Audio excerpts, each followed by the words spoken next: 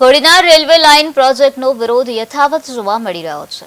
લોઢવા ગામે ખેડૂતોની બેઠક યોજવામાં આવી હતી। આ બેઠકમાં મોટી સંખ્યામાં ખેડૂતો ઉપસ્થિત રહ્યા હતા। 4000 ખેડૂતની જમીન સંપાદિત થશે। 1200 થી વધુ ખેડૂતો જમીન વિહોણા બનશે। ખેડૂતોનું મહાસંમેલન પણ યોજાશે।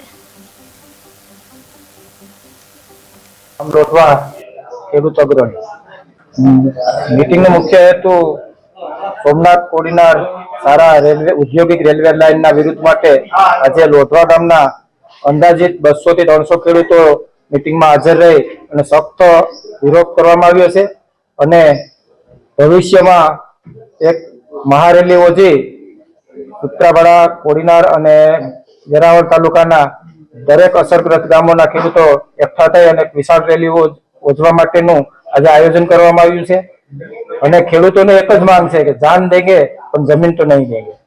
આગળની રણનીતિ શું રહેશે?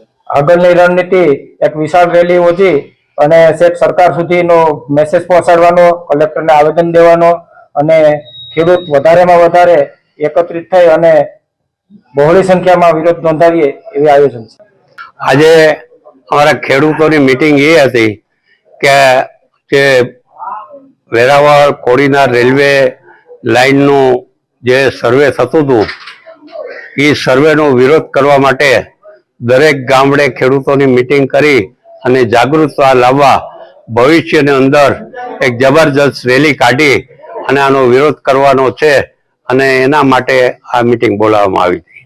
આ રેલવે લાઇનની અંદર વેરાવળ, સૂત્રાપાડા, કોડીનાર 3 તાલુકા આવે છે અને 3 તાલુકાના 30 ગામડા આવે છે અને 3000 ખેડૂતો સીધી રીતે ઇફેક્ટ થાય એવા 3000 ખેડૂતો આવે છે।